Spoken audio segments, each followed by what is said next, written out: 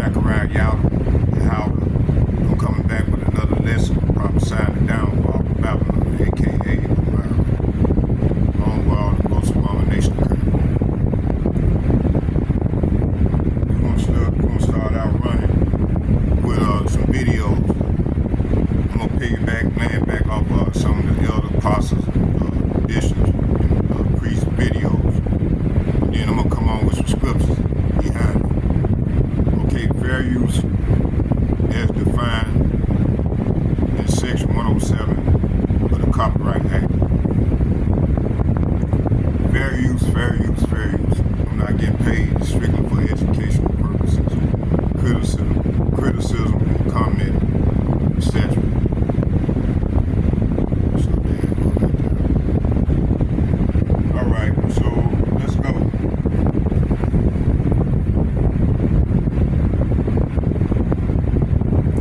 Y'all watching the elder priest out of Mississippi, y'all subscribe to this channel. You know, there's a lot that's packed into that.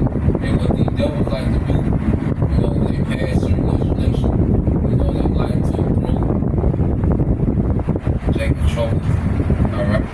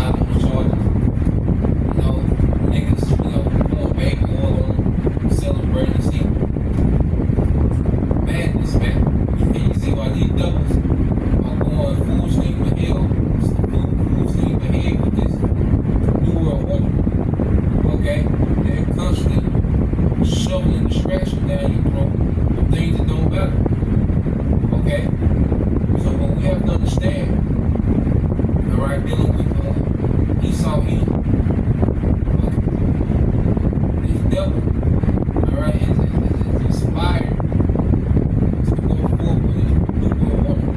And he's taking leaps and bounds under Trump. These few months under Trump has been the most active months of any president.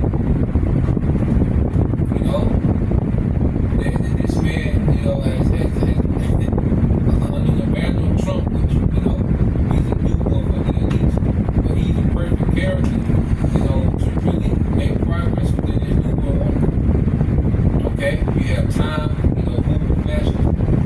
Okay, you talk about the short thing in history. You know, they said July 9th, July 12th, you know, could be two of the shortest days in history. Okay, so we're here. As the scriptures say, time, you know, shall what? Be short. So the time is being short that we're seeing everything happening that the Lord, right, gave us the heads up on. In 21, Matthew 24, everything that the Lord gave us the heads up on is happening in real time. Okay, so we're here. So it's just a matter of time when it's happening, man. No doubt that it's happening, man. You know, and that's why the Spirit just has us moved into prophecy, man. You know, because that's the only thing that matters. Okay, the prophecies of Yahawashi, you know. So that was important, you know, just to be transit to him. You know, what's happening. You know, so Lord will, tomorrow I can sit down and do some stuff on this. We got a few things burning, you know, back burning. You know, Lord will. We'll know wax tomorrow, prophecy. So Lord will, brothers and sisters, till next time I say shalom, Bahasham, Bahasham, shalom. Okay, yeah. So that's. Let me see. I got one more.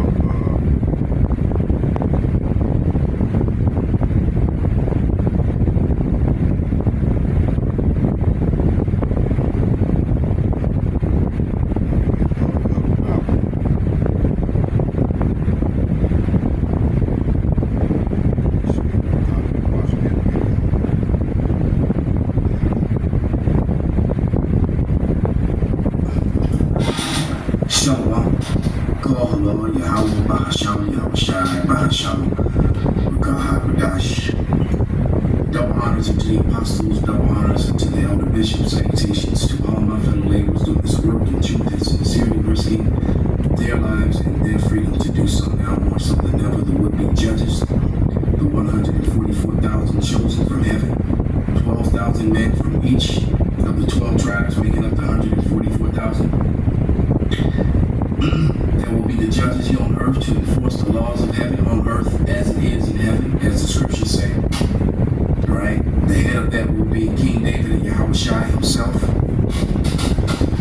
And to the rest of the scattered elect that are scattered around the four corners of the earth, the Lord's chosen, that are among the heathen nations, that have the appearance of the heathen nations. This is not a black only thing, right? That black and white thing of pseudoscience races, pseudoscience narratives that were created to control, to push forth Edomite, what you would call white superiority, which is all a lie. And to the few Akwath that are listening and learning, to you I say shalom. This is your brother Malcolm from the branch of the Great Millstone here in Chicago, coming at you with another lesson in truth. Alright, and we're just going to pick up from the last video, which was called Yahawah. This is going to be part 2, Yahawah, acronym for Make America White All Over, because that is what DJ Trump is trying to do, right? Or you know, and the scriptures are very clear. You know, all this oppressive things that they're doing, blatant racist and hateful things that they're doing, getting rid of one group at the same time while allowing Edomites, other so-called self-proclaimed white people, to come into America with criminal backgrounds and apartheid backgrounds, etc., while removing people, you know, from the land that actually have more rights to be here than any pale person at all, right? And this, their unrighteous decrees. Let's grab that real quick. In the book of Sirach,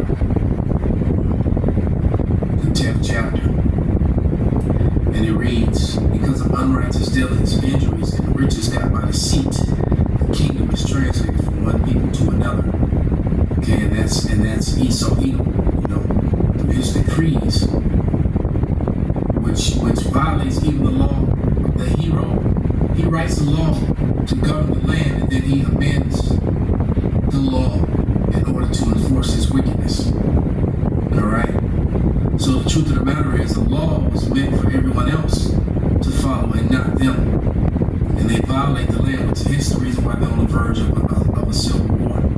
But this is Isaiah 10:1, and it reads, "Woe unto them that decree unrighteous decrees and write grievances which they have prescribed, to turn aside the needy from judgment, and to take away the right from the poor of my people, that the widows may be their prey, and that they may rob the fatherless." And that's exactly what they do. Taking the land, the resources, the gold, the silver, the power from sovereign people in their own lands. And when those people try to rise up and nationalize, the resources from their land to themselves, they're called insurgents or terrorists. Okay? And just like you see on the screen there, if you speak out against a certain group of people that are not even America, well, how is it in America that these people, can actually punish Americans for speaking out against a foreign country? It's not even their country. It's like, what are people going to see? Well, people are seeing it. That's the problem. That's why that title reads the way it does. Amalek is losing the information. He's also losing the narrative, and he's lost it. He's never going to get it back, right? He may throw his muscle around until the Lord takes it away from him, but he can never take it back. The world knows that the people over in the land of Israel are frauds. The world knows that they control America, that they control Congress, they control all three branches of government, and they control the media here in the West. All right, which the West is nothing but a hypocrisy and violation of the law of the land and enforcement of white, racist, Edomite pseudoscience still to this day, and they're really trying to use it again. That along with the technocracy. All right, that's what they're doing now. So I'm gonna play a couple videos, and then and through the Spirit, whatever the Spirit gives me, we'll bring out some more scriptures. But there's two videos I have in mind. One I started yesterday, I didn't finish it, so I think I'm gonna let it play through.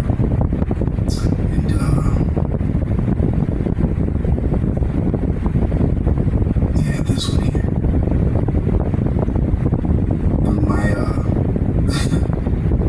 wow, the amount of videos that came in from my on-the-spot reporter, April O'Neil. I gotta catch up,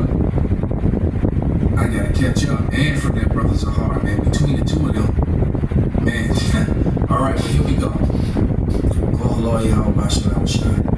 It's all for the furtherance of the gospel. So here we go. I have a constitutional right, and it is time to fight back. Yep, you heard it. It is time to fight back. You want to talk about deportation? I want everyone to stop calling it deportation, because it is not deportation. It is kidnapping. Let's call it what it is. Let's go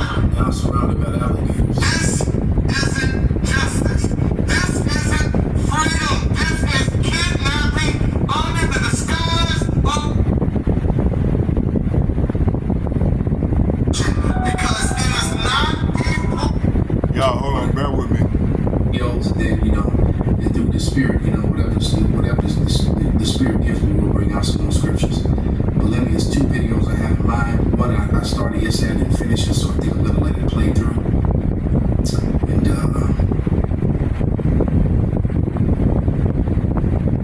yeah, this one here. And my wow, the amount of videos that came in from my on-the-spot reporter, April O'Neil. I gotta catch up. And from that brother Zahar, man, between the two of them, man. All right, well, here we go. Call the Lord Yahawashi. It's all for the furtherance of the gospel. So here we go. I have a constitutional right, and it is time to fight back. Yep, you heard it. It is time to fight back. You want to talk about deportation? I want everyone to stop calling it deportation, because it is not deportation. It is kidnapping. Let's call it what it is. Let's go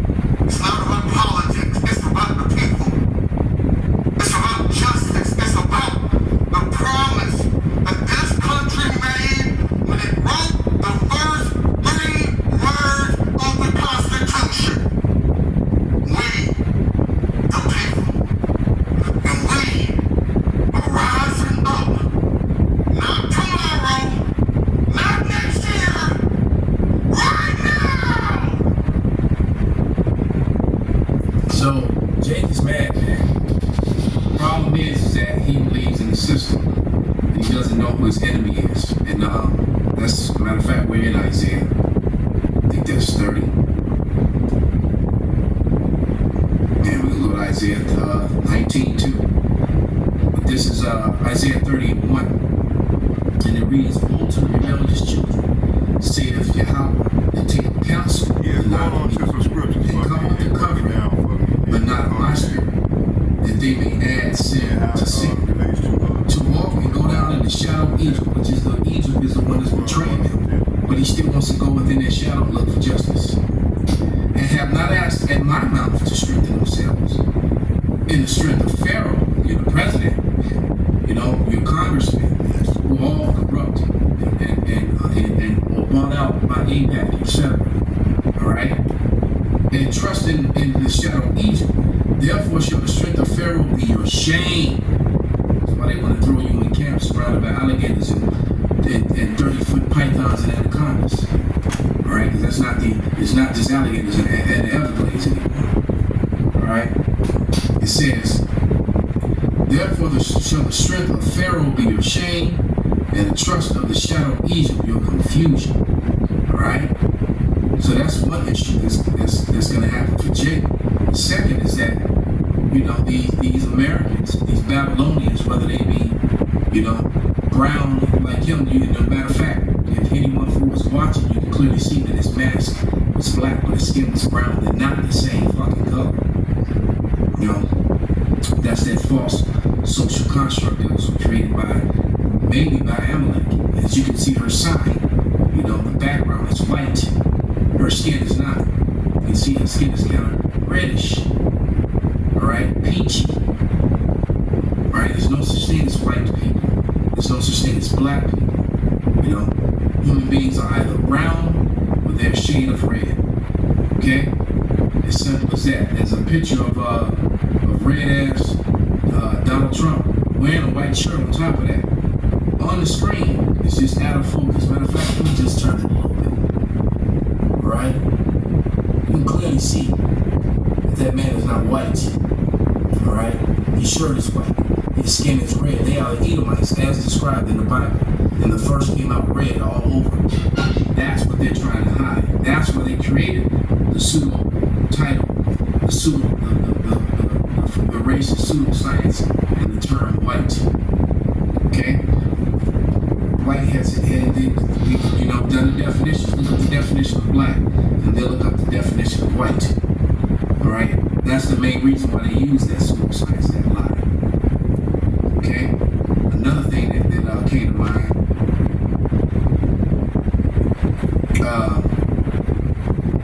was how Judah's gonna get roused up. See if I can find that. I can't remember where that is off the top of my head right now. Give me a second.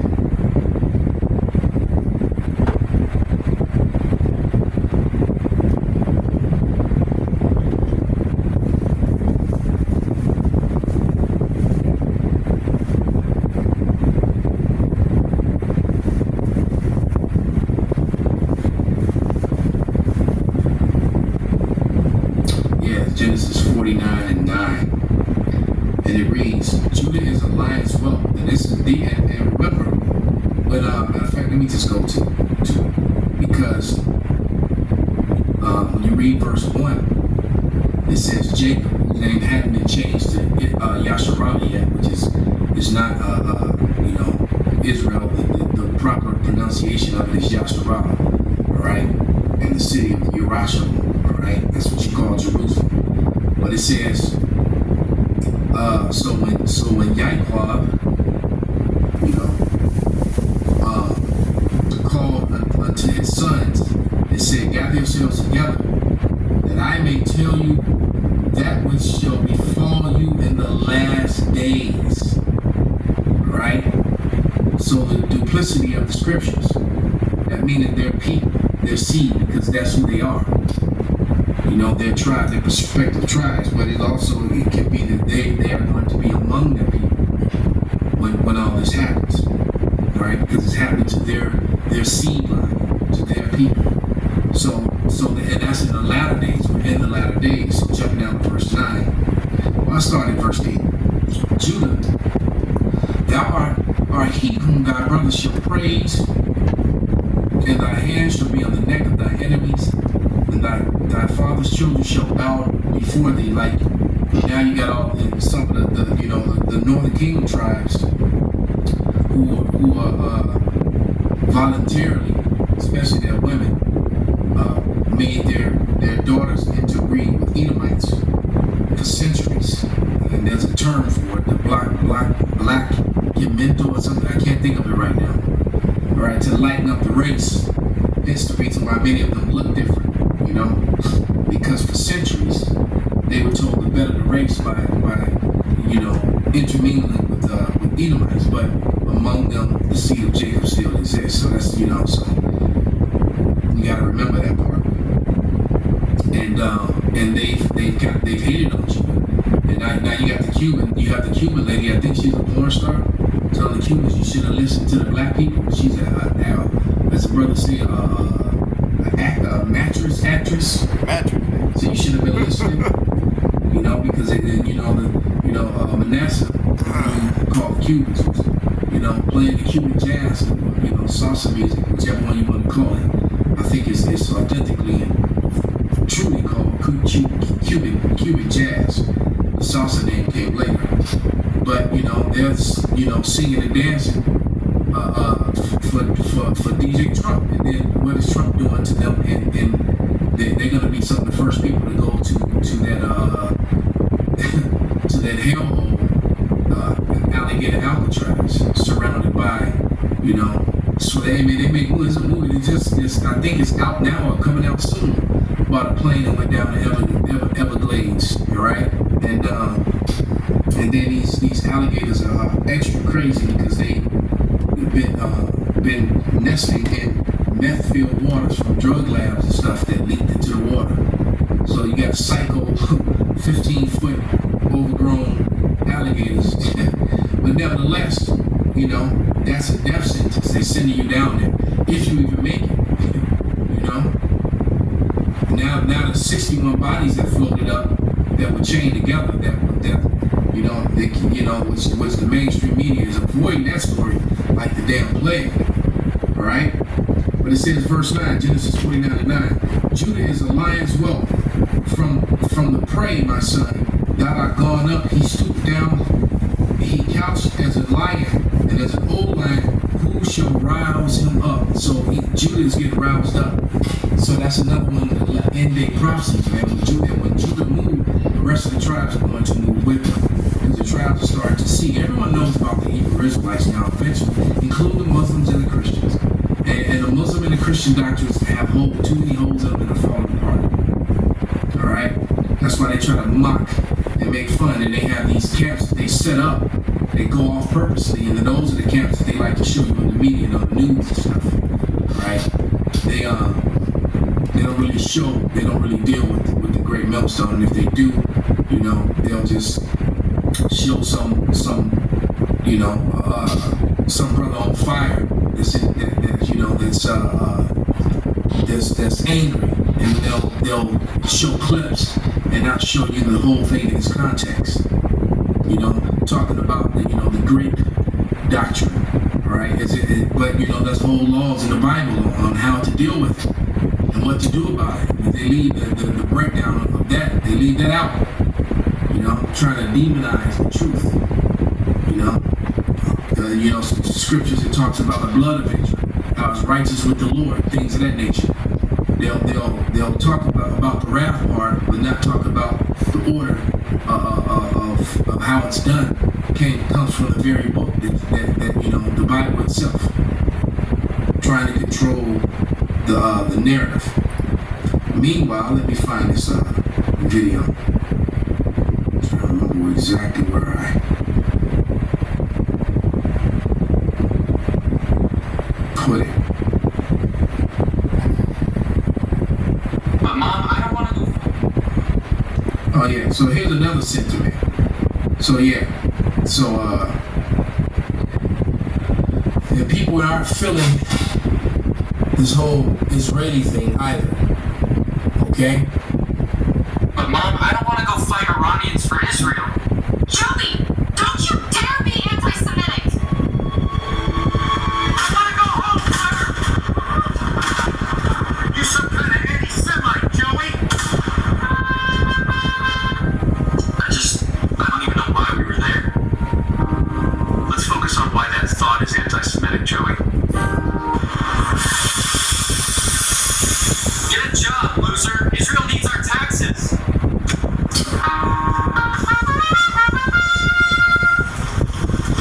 But I'm not even dead.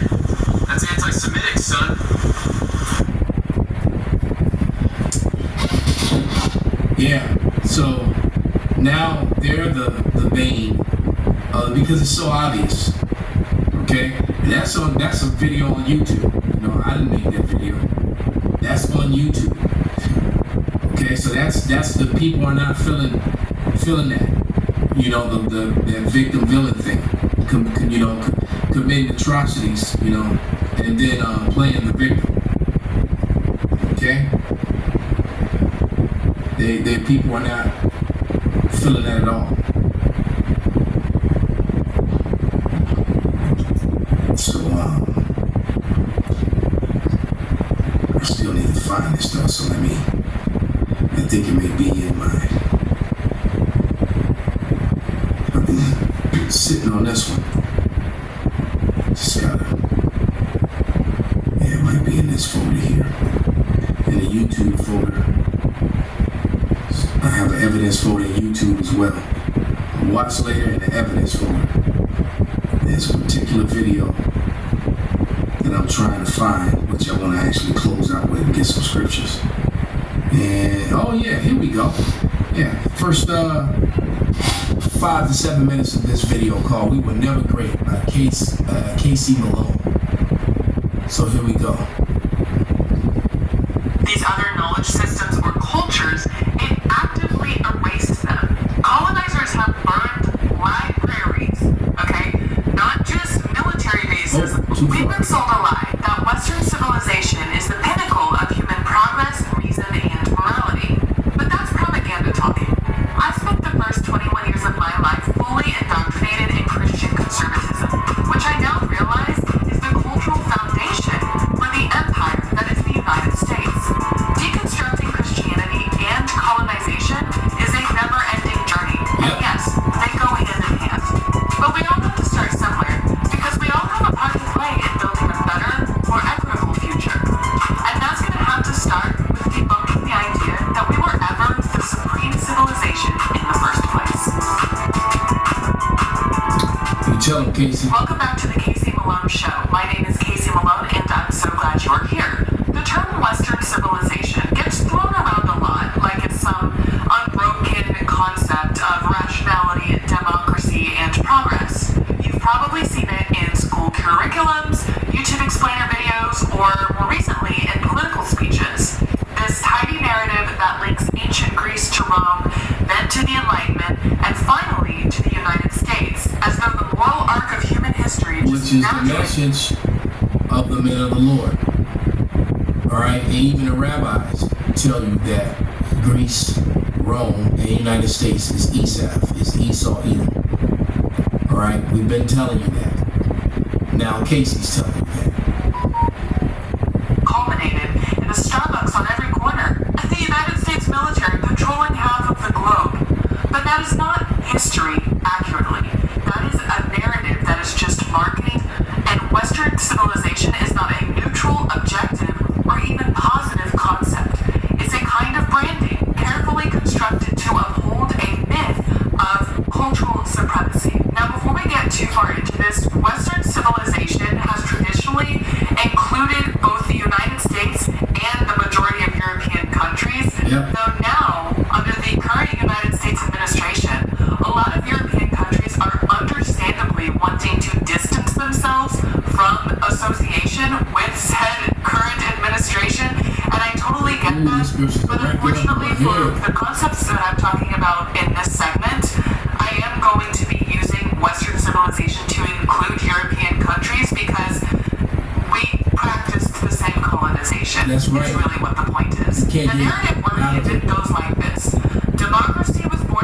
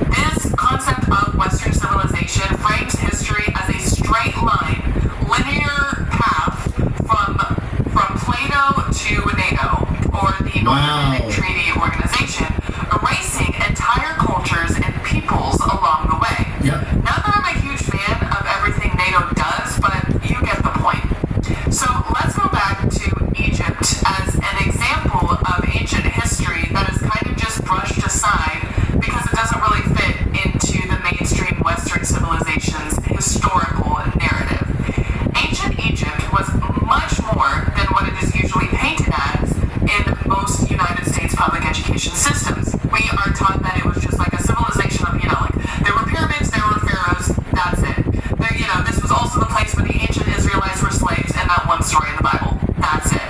But the reality is, it was also a hub of very advanced science, mathematics, and medicine. In fact, there's a lot that we still don't know about how advanced, how civilized that society actually was. But what we do know tells us that long before the Greeks, Egyptians had developed concepts of geometry, surgical tools, solar calendars, and in fact, many of the Greek philosophers we revere and hold up today, like Until now, Damn commercial. Son of a bitch. That didn't happen the first time. philosophers we revere and hold up today, like Pythagoras and Plato, traveled to Egypt to study. But modern studies in Western civilization rarely mention this because of acknowledging that much of Greek thought was influenced by African civilization kind of complicates the neat little story of European intellectual superiority. And the same goes for the African empires of Mali, Songhai, and Ethiopia. These were sophisticated states with complex systems of governance, education, and trade, and these are just a few of many that I'm naming. Pay attention to Mali. Actually, often used as a metaphor for remoteness, Let's take that back. was actually one of the most important intellectual centers in the world.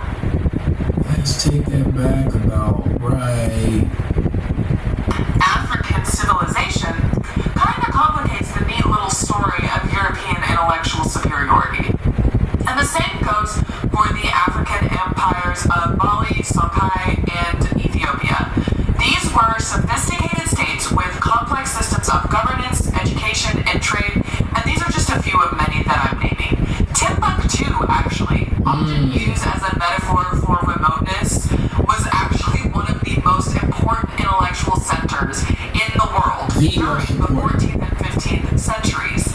It was a central trading post on the Trans-Saharan caravan route.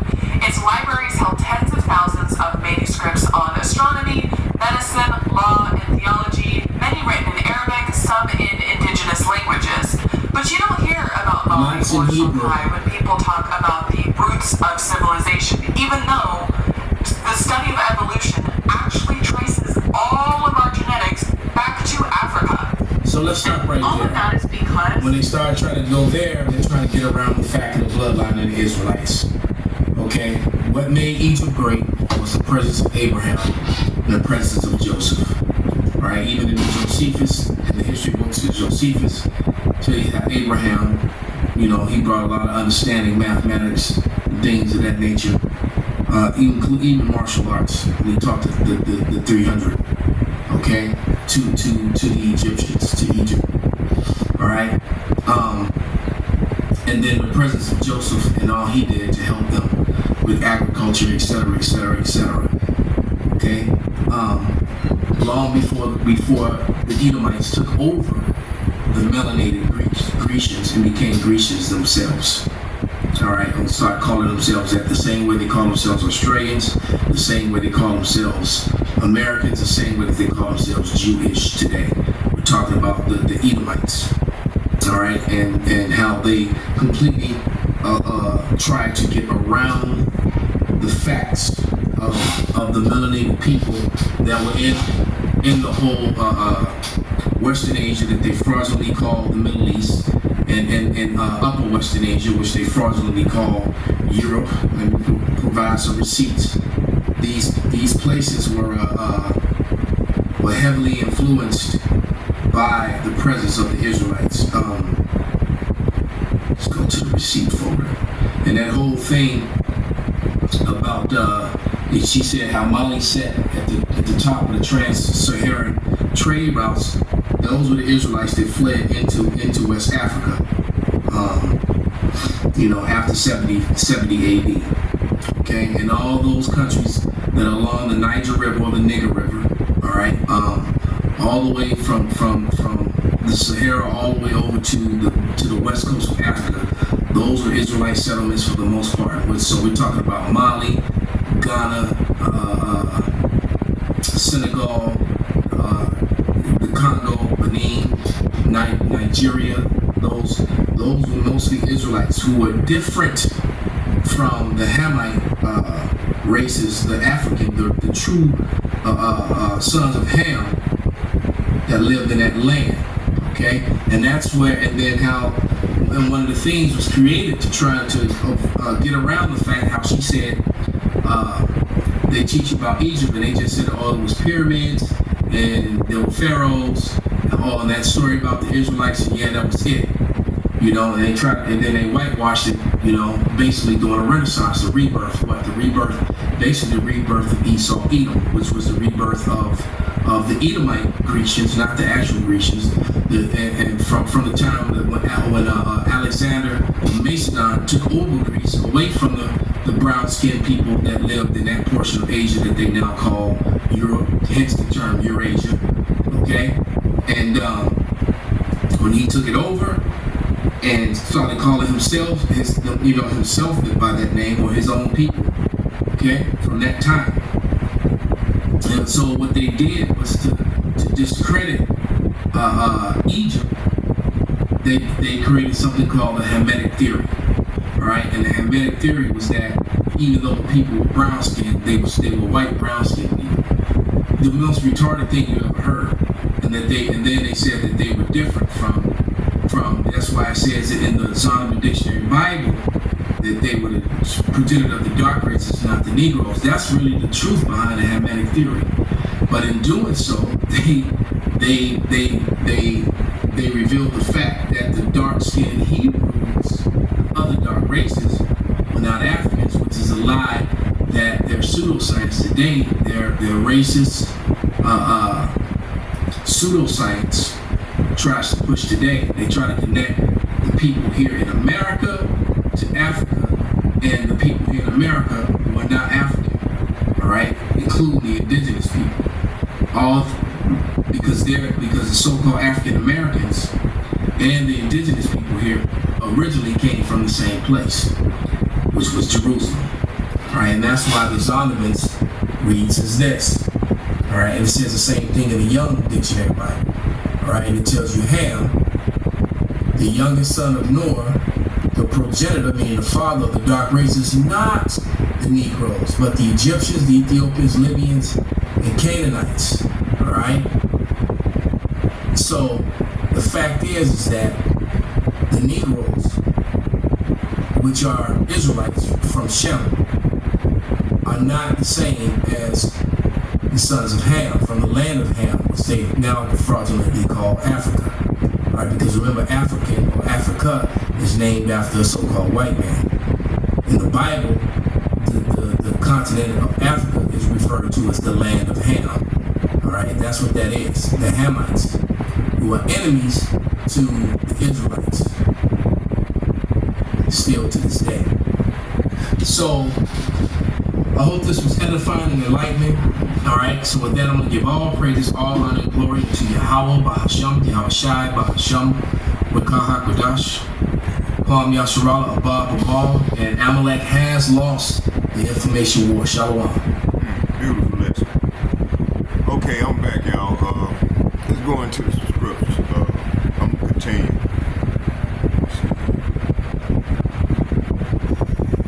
Welcome back. President Trump is speaking right now at the NATO meeting. He is taking the center stage.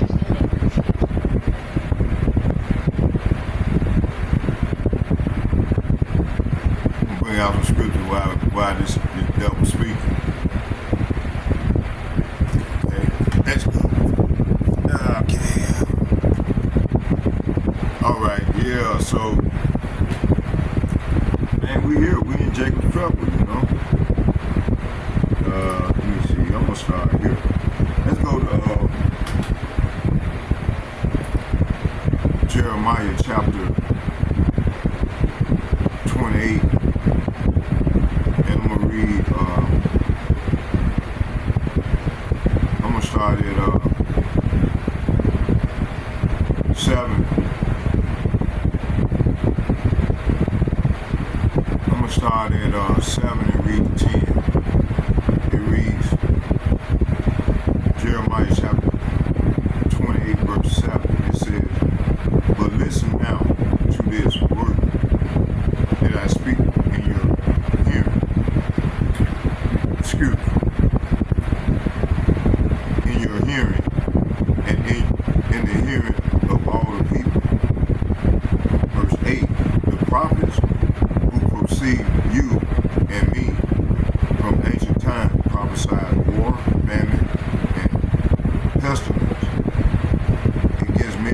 countries and great kingdoms.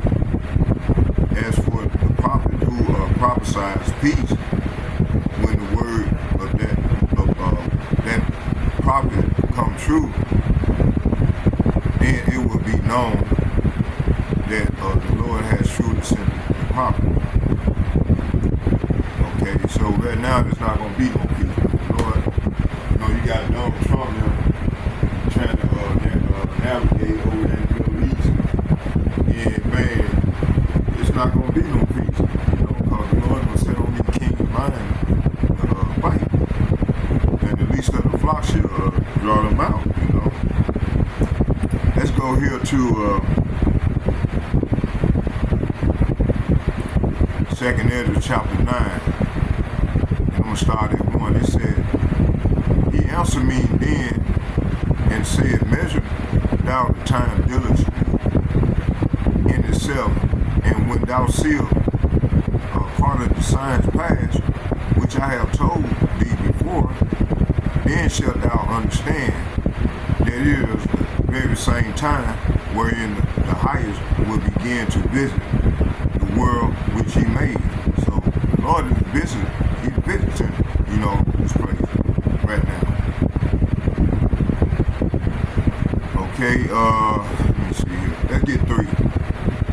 Therefore, when there shall be seen earthquakes, uproar of the people in the world, then shalt thou well understand that the Most High spake of those things from the day that were before thee, even from the beginning. For like as all that is made in the world have a beginning and an end, and the end is manifest. Even so, the time also the highest have plain beginnings in wonder and powerful works, and ending in effects and signs. And everyone that shall be saved and shall be able to escape by his works, by the faith whereby he hath believed. What does all this mean? Let's get 1. It says, measure thou the time diligently. So this is the commandment to the prophets and the watchmen to be aware of the signs of the time by watching current events and aligning them with prophecy, measuring time, using the scriptures as a prophetic ruler to discern the season. So starting with the elder apostles and bishops and like-minded men on down to myself, this is what we doing. It said tithe, let's link it to Project 2025. Project 2025 is one of the final signs. Say what? Project 2025 is one of the final signs. It shows the rise of authoritarian rule, false Christian dominance, and global control policies that precede the return of Yahawashi. If you're not measuring time diligently, you'll be deceived by their fake revival and Christian nation rhetoric. Let's go here and get Matthew chapter 24.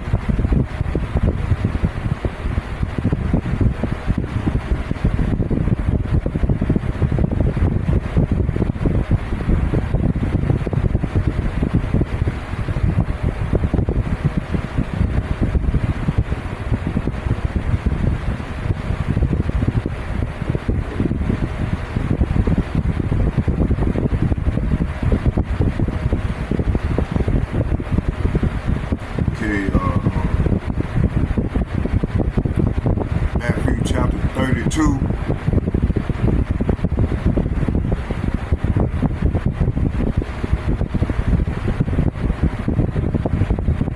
It started at 31. It said, and he shall send his angel with a great sound of a trumpet, and they shall gather together his elect from the four winds and from one end of heaven to the other. So this verse is saying that the Lord, he will send out his angels with a mighty blast of a trumpet, and they will gather his chosen one from all over the world, from the farthest end to the earth, the farthest end of the earth and heaven. Said, now learn a parable of the fig tree when his branch is yet tender and put forth leaves, yea, know that the summer is nigh. So this verse is saying, now learn the lesson from the fig tree. When its branches bud and its leaves begin to sprout, you know the summer is near. Verse 33, it says, so likewise, yea, when ye shall see all things, know that it is near, even at the doors. So this verse here is saying, in the same way, when you see all these things, you can know his return is very near, right at the door. So the Lord is ready at the door, man. He's gonna come back like a thief in the night on a lot of our people, man. These people out here celebrating 4th of July, popping firecrackers and shit. And the real firecrackers gonna be them weapons, man. Let me see here. They give it 1 Thessalonians chapter 5, verse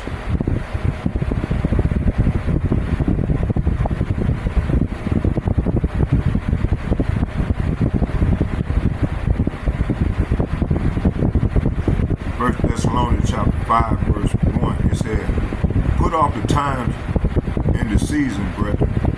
Ye have no need that I write unto you. For yourselves know perfectly that the day of the Lord so cometh as a thief in the night. See, the Lord will come back on these people like a thief in the night. For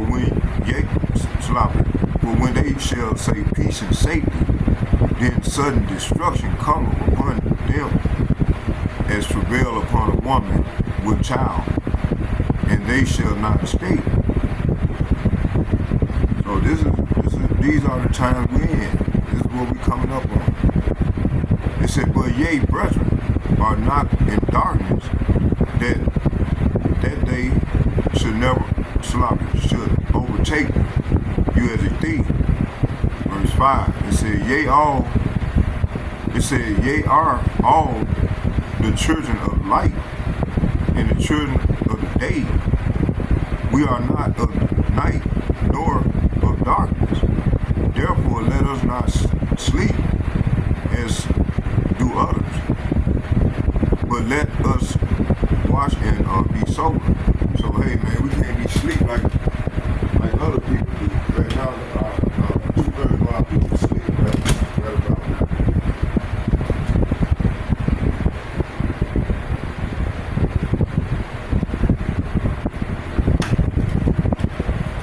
Okay, let me see here. This more I go get right. Let's go here to so it said, then shalt thou understand the highs will begin to visit the world. See, so the Lord is visiting the earth in which he created. It said, once you see these signs, you should know that the Most High is intervening in the world affairs. Through plagues, say what? Through plagues, judgment, war, famine, and chariot sightings. So we got chariot sightings everywhere. That's beautiful. Okay, Project 25. It said the Most High is visiting this world with increasing judgment.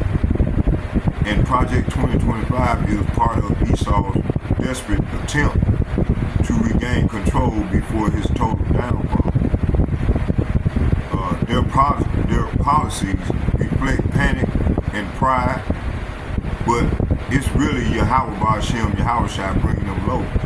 See, hey, you know, look, like them videos I was showing y'all, like Elder Apostle, Malcolm and the other brother. Hey, you know, the priest out of Mississippi. You know, like he said, man, we here. You know, so we got to, man, be as the people, like in the light. You know, not dwelling in darkness, not being around people that's dark. You know, it said.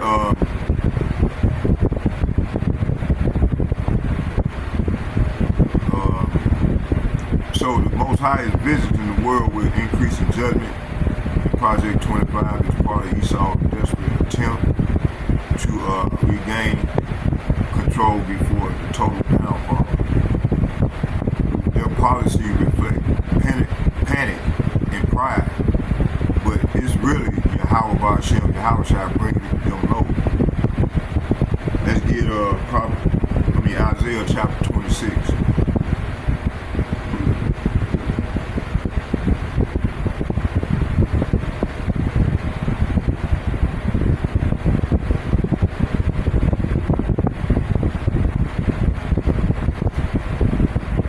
It reads, it said, "Come, my people, enter into thy chambers, and shut thy doors about thee, and hide thyself, as it were for a little moment, until the indignation be overpassed." See, so the Lord gonna come back like a thief in the night. Right now, you know, we seeing these plagues as they increase. You know, matter of fact, before we go to Isaiah, let's get this right here.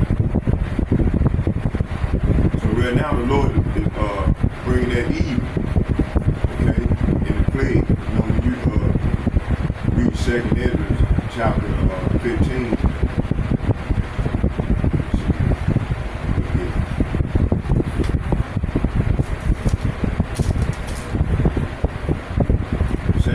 chapter 15, verse, let's just start at the top and read to 5. It says, "Speak in the ears of my people," 2nd Ezra chapter 15, verse 5, read 1 through 5. It says, "Speak in the ears of my people words of policy, of prophecies, that I will put in thy mouth, said the Lord, and cause them to be written in paper, for they are faithful and true." Right here, got trustworthy and true. Verse 3, it says, "Do not fear the plots or the incredulity." You know, right there where the plot is incredulity. "Fear the plots against you, and do not be troubled by the unbelief." Well, sloppy. Hold on. I'm just gonna read this verse from out, but it says here, it said the Lord, it says, "Speak in the ears of my people the words of prophecy, that I will put it in thy mouth, said the Lord, and cause them to be written on paper, where they are trustworthy and true." It said, "Do not fear the plots against you, and do not be troubled by the unbelief of those who oppose you, for all the unbelievers shall die in their unbelief." So 2/3 of our people gonna die in their unbelief, right? It said here, verse 5, it said, "Beware, said the Lord, says Yahawah Bahasham Yahawashi, I am bringing evil." Say what? "I am bringing evil upon the world, with sword, famine, death, and destruction." Why, Lord? Because iniquity has spread throughout every land, and their harmful doings have reached their limits. Therefore, said the Lord, I will be silent no longer concerning their ungodly acts that they impiously commit. Neither will I tolerate their wicked practices. See, so the Lord is not going to tolerate these double wicked practices which they impiously commit day in and day out. Okay. Let me see. I have another one. Now let's go here to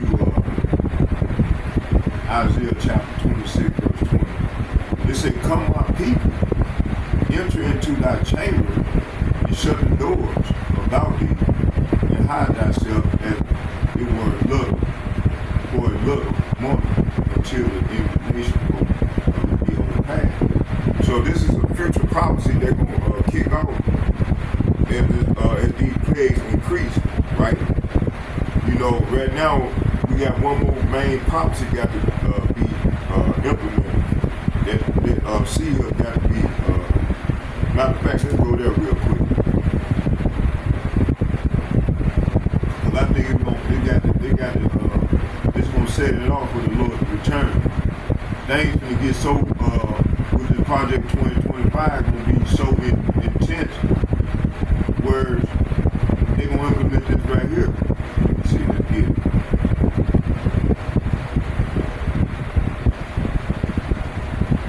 Hold on.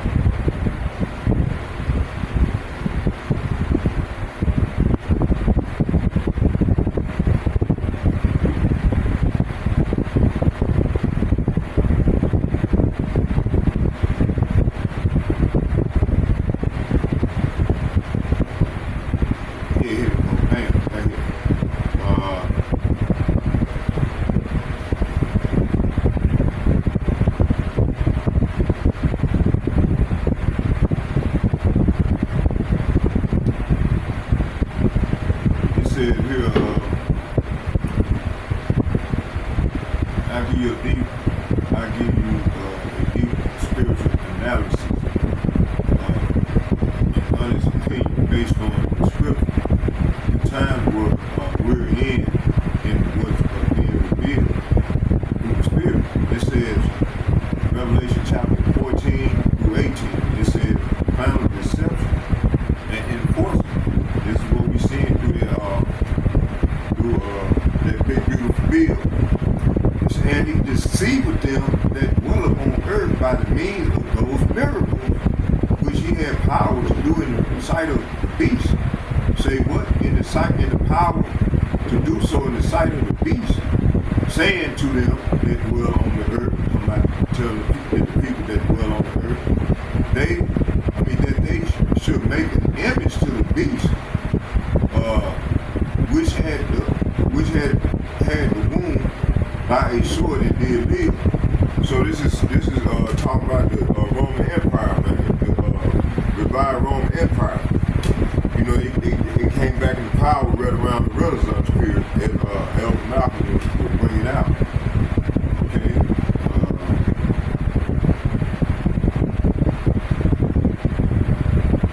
So this is the deception on a global scale, false flags, fake peace. This the beast. It's that beast system that been dealing in dealing treacherously for ever since 48. Okay, when they signed them that deal, you know, put them gutter rats in our land. Okay, they said this is the deception on a global scale, false flags, false peace, deal, stage wars. You know, I got a video clip that I'm gonna show y'all where they just did something that substantiate this verse here. They said all to convince the world that their beast system, which is this the mark of this is that beast, this is that system, which is a corporation, military and industrial complex system. Okay, all that. It said this is the deception on a global scale. False flag, fake peace, deals, stage wars, all to convince the world that their beast system, technology, military dominance, one world control is righteous and necessary. Verse 15. Get that. It said, and he had power to give life unto the image of the beast, that the image of the beast should both speak and cause as many as would not worship the image of the beast should be killed. Talking about this military, this beast system, with this military industrial complex that they have to do war. They have to have wars and stage war to defeat their industrial complex. And some of the videos from Dr. Wolf and what's his name, Dr. Sachs, that the economists, he's, going into all the time. Let me see here. It says, so man, this project 2025 can bring about this draconian authoritarian dictatorship that this beast system trying to establish. This is part of a new world order agenda. It said, and he had power to give life unto the image of the beast, that the image of the beast. So this beast is, like I said, this is the revived Roman Empire, which is AKA America, Babylon the Great, and caused as many as would not worship the image of the beast should be killed. See, so this is the time we come in. Okay, verse 15 is saying the image of the beast is the system itself. AI surveillance, digital identity, false religion, coming out of the Catholic Church and on down in Islam. They all worshiping the beast. It says here, false religion and the militarized machine enforcing this new world. See.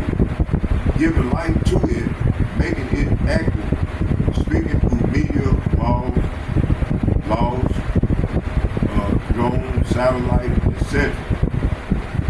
Those who resist will be labeled domestic terrorists, threats, or simply eliminated. Verse 17, it says, and that no man might buy or sell save he that had the mark of the name of the beast or the number of his name. See, so this is talking about the mark of the beast, the RFID, Neuralink, digital ID, quantum tattoo is going to be mandatory for buying, selling, and surviving in this beast-controlled society. This is the economic slavery mixed with spiritual damnation. It's not just about tech. It's about worshiping this global system and rejecting Yahawashi. See? So this is where we at, folks. Hold on here.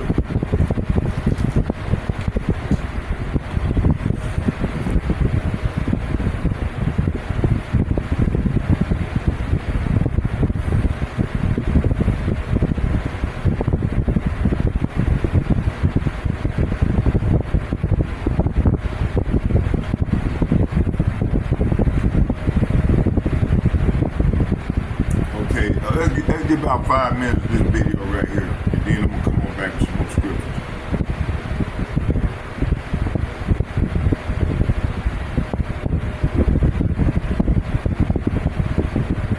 That's it, the devil.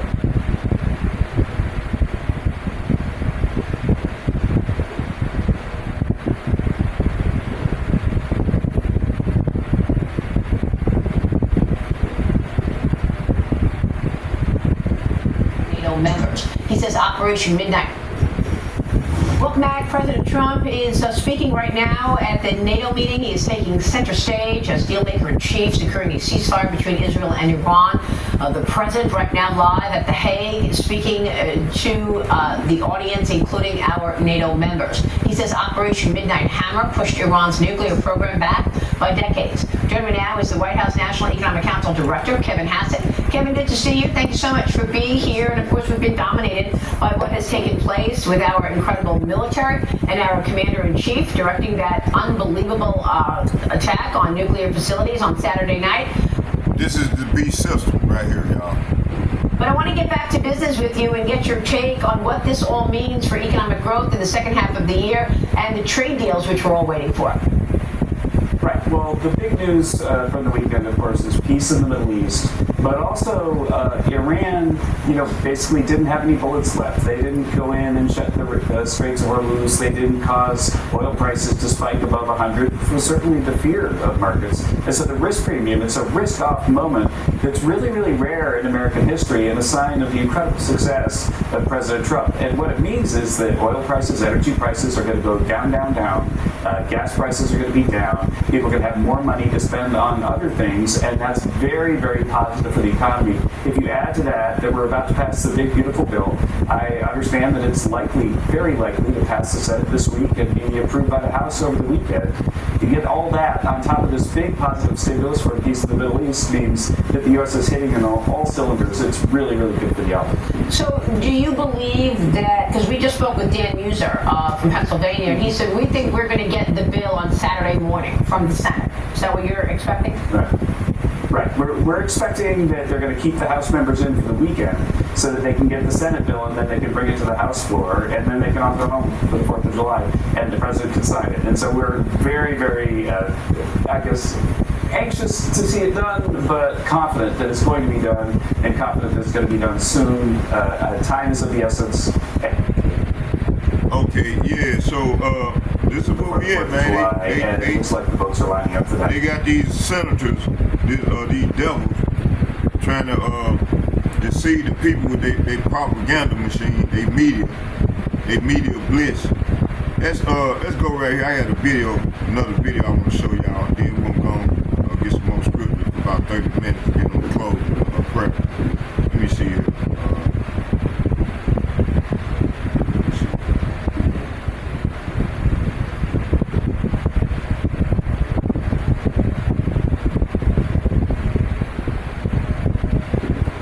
So our people out, y'all know y'all can hear them firecrackers popping. They have been doing it. Our people don't know until all hell break loose, man. And that's coming.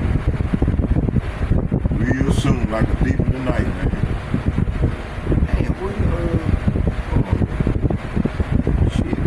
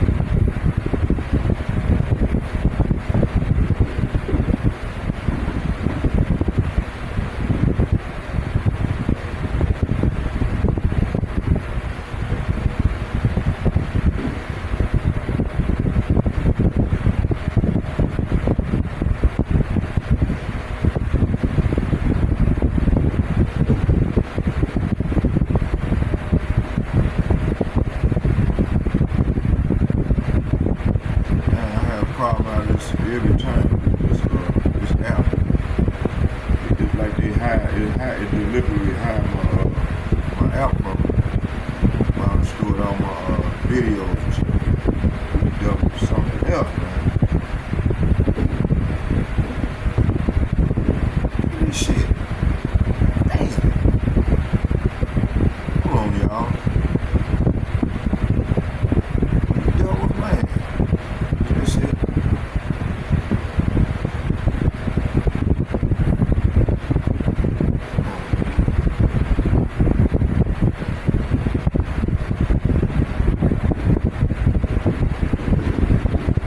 Devils, man. These some screwed ass, wicked ass demons, man.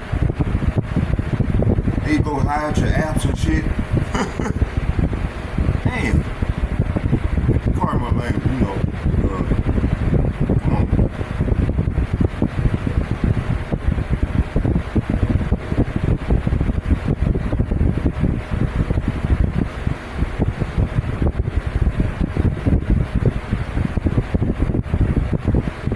Hey, open the app up, man. What my notes at? This ain't the app. Hold on, y'all. Here you go.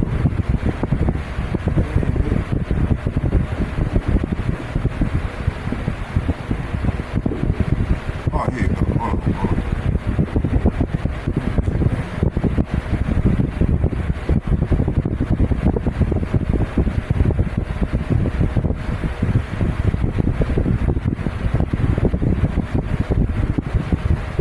Dang, this ain't it. Hold on. I'm about to try another way. These devils, man. Then they put all this other shit up here on my tablet.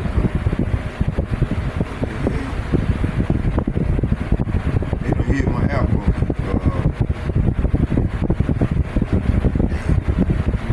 Let me try to find it. Let me try to find the video that I was watching earlier.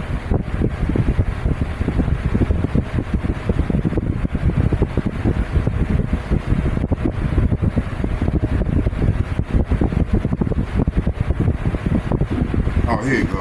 Let's watch it. Here you go.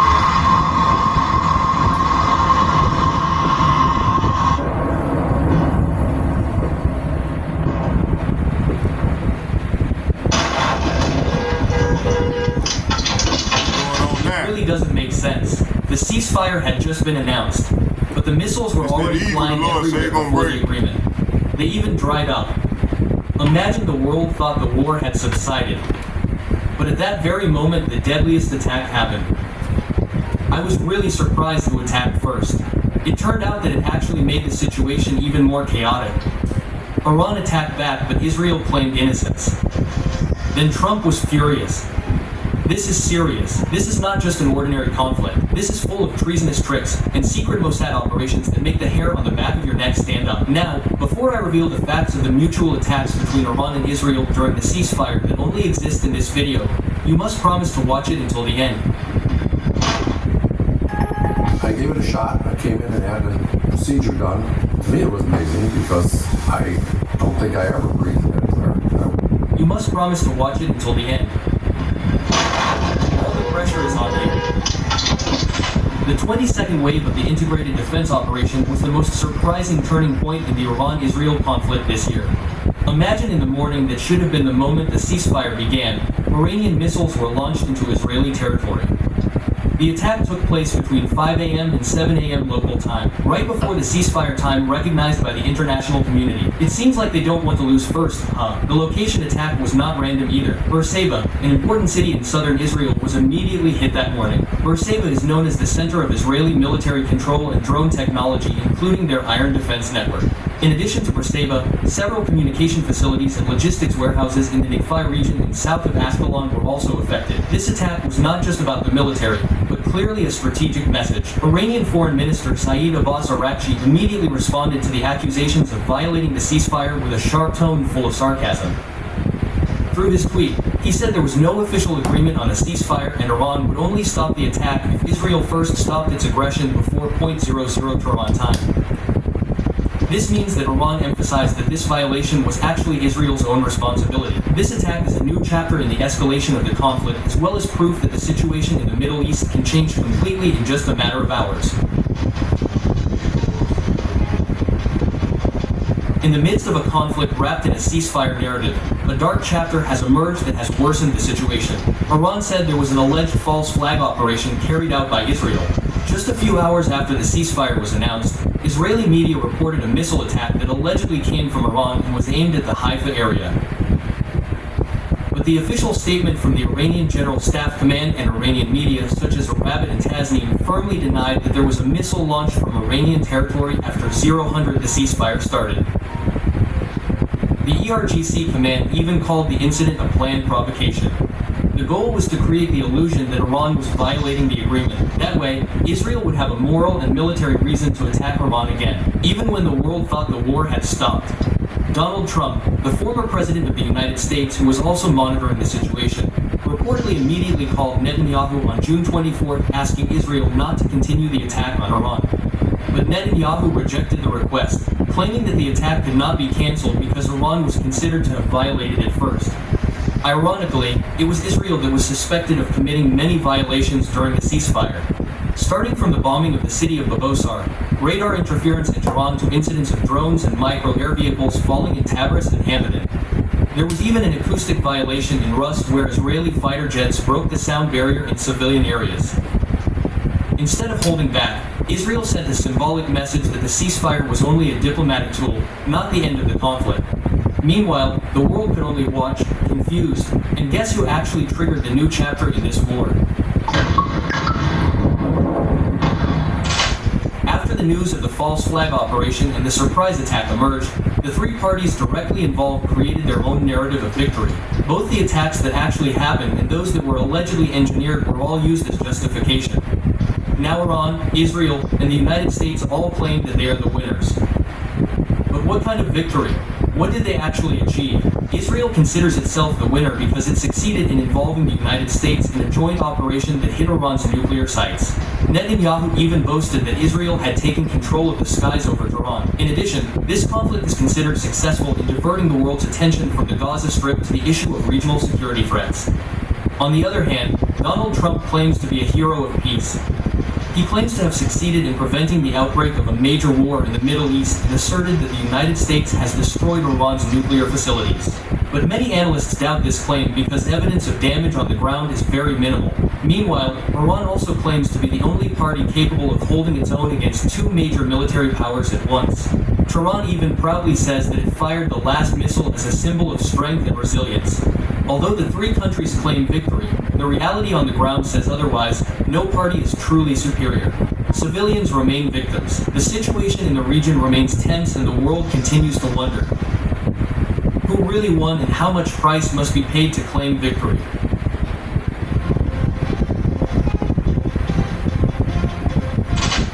The ceasefire between Iran and Israel, facilitated by the United States on June 24, 2025, does not mean that the conflict is over.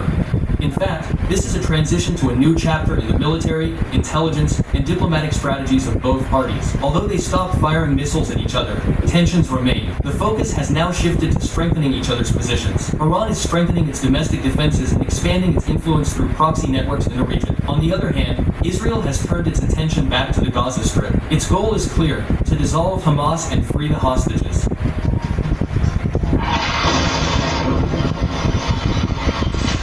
The first step Iran took after the ceasefire was to clean up enemy intelligence infiltration. During the 12 days of conflict, Iranian security authorities arrested more than 700 people, which is suspected of being a network or a Mossad accomplice. This shows that for Tehran the battle is not just about missiles in the air, but also a secret war behind the scenes. This counterintelligence operation is Iran's first step to regain control of security and information within the country. But not only that, Iran also made a big decision by turning off all GPS services in its territory and replacing them with China's Beidou navigation system. This step is not just a technical matter, but part of a geopolitical strategy. Iran no longer wants to rely on Western technology, especially those that can be manipulated during conflict. The Beidou system offers high accuracy and is more resistant to interference. It is very suitable for military and civilian needs in the midst of a crisis situation. The most surprising thing is Iran's decision to withdraw from the nuclear agreement. The Iranian parliament officially announced the termination of cooperation with the International Atomic Energy Agency (IAEA) and blocked all inspections of their nuclear facilities. Iran has reportedly secured around 400 kilograms of uranium. Although it has not officially built nuclear weapons, the signal given by Iran is very clear.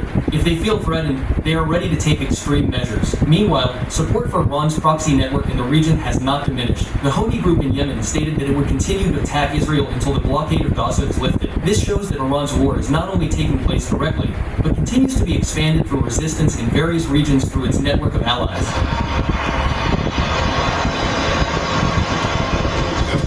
Although the direct conflict between Israel and Iran has begun to subside, a major challenge awaits Israel. The Israeli Army Chief of Staff, Il Zamir, stated that the military's focus is now returning to the Gaza Strip with two main... Let me get some scriptures real quick. Because we're gonna do a part 2 of this lesson. I'm going back and checking it. Okay, right now, let me see here. So you got right here. So yeah, Revelation 13, 14 through 18. It said, let's go back to 16. It said, and he calls them all, both small and great, rich and poor, free and bond, to receive a karachma, that G5480 in their right hand or in their foreheads. That's that chip that people are going to be forced to sign on to. And that no man might buy or sell save he that had the mark. In the name of the beast. Say what? The name of the beast or the number of his name. Here is the wisdom. Let him that have understanding count the number of the beast. For it is the number of a man. And his number is 666. Okay, so verse 14 is saying that the deception on a global scale, false flag, false peace, fake peace deals, stage war. See, didn't he just mention something about the stage war? Well, I don't know. I think he said it, that Israel shot a bomb against their own self. They said that and blame it on Iran. This is one they move that they do all the time. It's a part of their playbook. It said, all to convince the world that their beast system, technology, military dominance, one world control is righteous and necessary. See? Verse 15 is saying the image of the beast is the system itself. AI surveillance, digital ID, false religion, and the militarized machine endorsing this new world. Giving life to its making, it active, speaking through media, laws, drones, unrighteous laws, drone, satellite, etc. Those who resist will be labeled as domestic, terrorist, threats, or simply eliminated. Verse 16 is saying the mark of the beast is that RFID neutral neural link, digital ID quantum type 2. It's going to be mandatory for buying and selling going forward. As they go further into that war, people gonna line up in line to take this chip. It said, in this beast-controlled society, this economic slavery mixed with spiritual damnation, it's not just about tech. It's about worshiping the global system and rejecting under these elite international bankers. Okay, they trying to figure out who they fighting one another to see who gonna control the whole thing. You see, verse 18 it said, here's the wisdom. This is talking about this takes discernment, not surface level Christianity. 666 is man's system. This man's system. 6 day man was created, repeated total rebellion against Yahawah. It represents a fully digitized, militarized, godless society. This is what they want. Okay,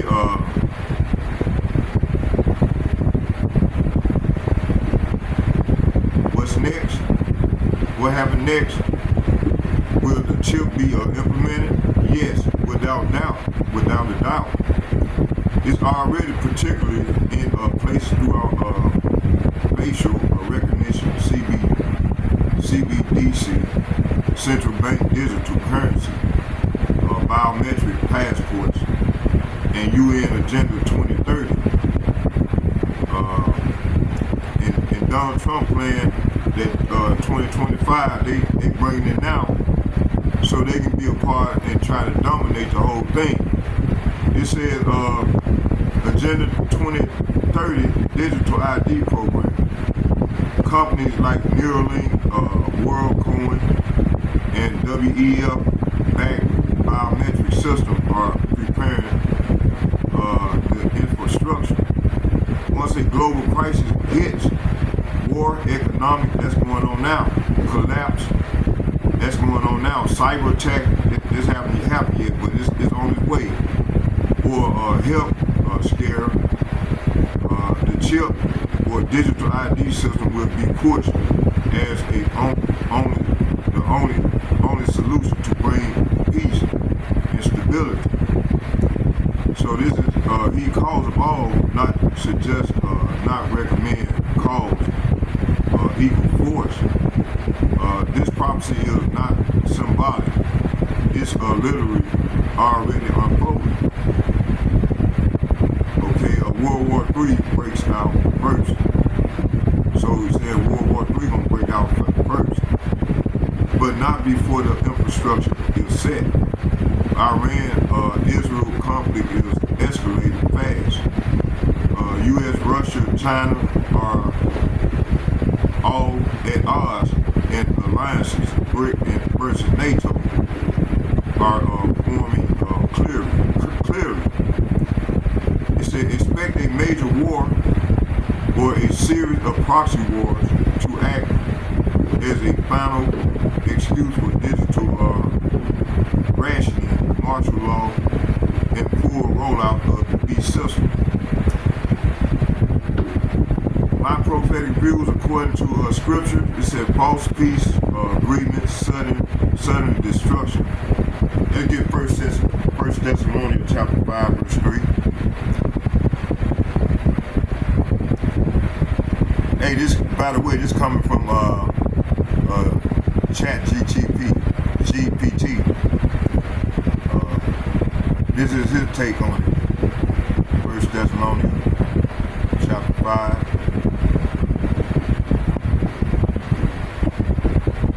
Verse 3. I'm gonna start at 2. It says, I'm gonna start at 1 and read the 3. It says, but the times and the season, but other times and the season, brethren, ye have no need that I write unto you, for yourself know perfectly that the day of Yahawah, Bahasham, Yahawashi, so come as a thief in the night. So the Lord coming back like a thief in the night. Verse 3, here go the point. It said, for when they shall say peace and safety, are they not saying these things now? Then sudden destruction come upon them, as travail upon a woman with child, and they shall not escape. See? So major false flags and cyber attack, economic collapse, implantation of the digital ID or chip for control. Full beast system activated. Anyone who refuses will be persecuted. But hey, you know, the Lord gonna send them dragons of Arabia. If this war continue to go, it's gonna get worse and worse. It's gonna like that. The Lord gonna bring that evil. In 2nd Ezra chapter 15, verse 5, He's bringing it now, but it's gonna pick up. Okay, let me see here. Let's get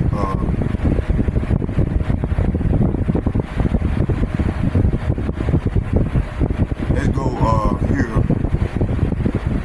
It says Yahawah Bahasham Yahawashi will return with fire and judgment to destroy the beast. So this, I'm finna go and close right here. And this is what we're gonna start it on part 2. And the spirit jumped on me, we're gonna continue going with it. So I hope you all edified. Barakatah Yahawah, Barakatah Yahawashi, Barakatah Yahawah, Barakatah Yahawashi, Lord, Yahawah, Bahasham, Yahawashi, Bahasham, Yahawashi. All heaven and praise and honor and glory go to Yahawah, Bahasham, Yahawashi, Bahasham, Yahawashi. Shalom. And second, I'd like to give double shouts and double honor to all the elder apostles, bishops, and priests. Like I said, shalom to you all. May Yahawah Bahasham Yahawashi bless you all. And we go further off into the great tribulation. And third, I'd like to say shalom to all the like-minded brothers on down, as myself that bring forth this truth, and truth and sincerity. I'd like to say shalom to you all as well. And may Yahawah Bahasham Yahawashi bless you. Shalom. I'm gonna let it close with watching the video. Finish watching.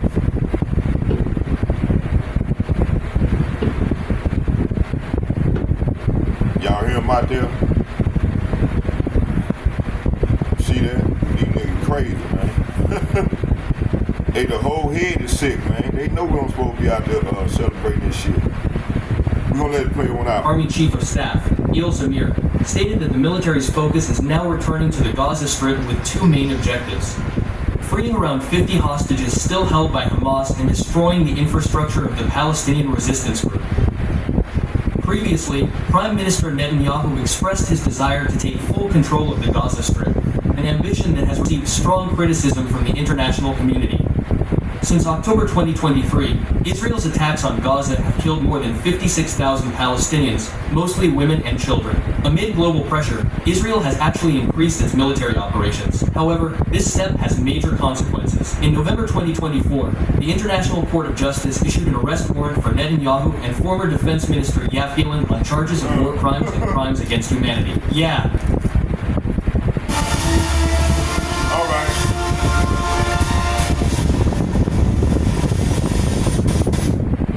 Oh, that's it, y'all. So, hey, I hope y'all was edified.